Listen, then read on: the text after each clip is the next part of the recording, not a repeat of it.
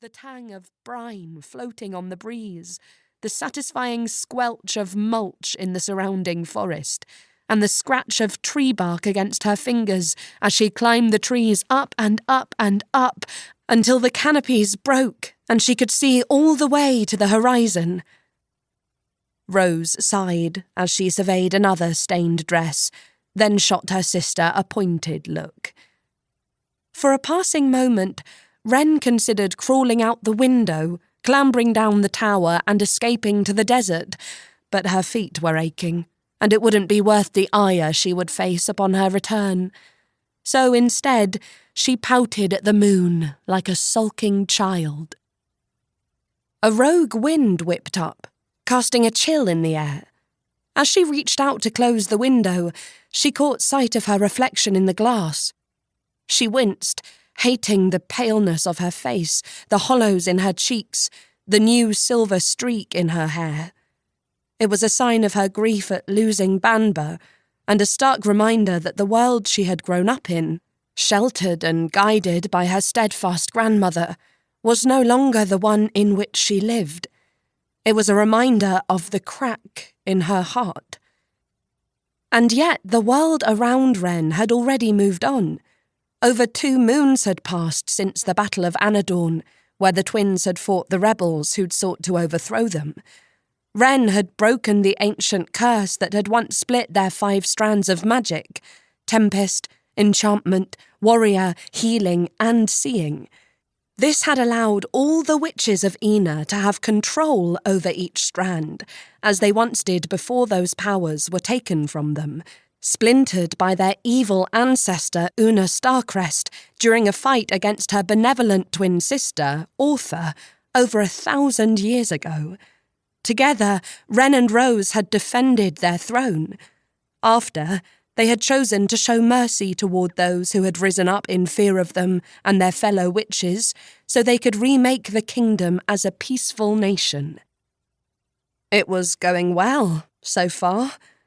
But deep down, Wren did not feel peaceful. "This is entirely useless," Rose announced. She was on her feet now, glaring at Wren's wardrobe as though it had personally offended her. "First order of new business. Now that we're back, you need your own seamstress." "Fine by me," said Wren, slamming the window shut. "Fortunately, I know just the one," Rose went on. "Do you know she made the very gown I'm wearing?" She twirled to show it off. Even now, after an exhausting tour, Rose looked just like a princess should, in a pink corseted gown inlaid with golden brocade. Her hair hung in perfect chestnut curls that were pulled away from her face by a rose pin still in bloom.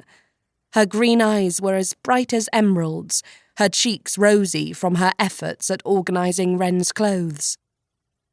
Wren tucked her silver streak behind her ear and looked down at her own crumpled blue dress, wishing she looked as put together as her twin, wishing she felt the same sense of peace and confidence about the future. "I don't know what I'd do without you."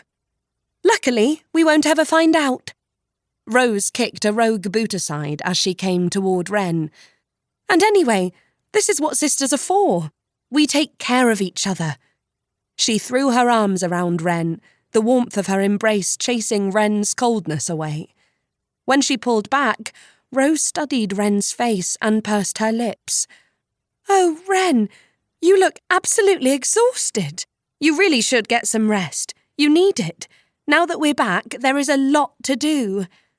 "Can't wait," said Wren, trying to summon a smidgen of enthusiasm. Rose laughed at her attempt. "Sleep well, Wren. Tomorrow, the real work of ruling Eanas begins." Then she skipped out of the room, humming as she went.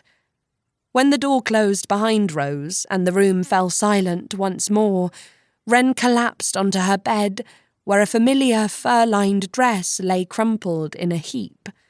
Rose must have chucked it across the room during her excavation. Wren pressed her face into the gown, inhaling the scent of wild pine and fresh snow. Her thoughts flitted, as they often did, to Gevra, to King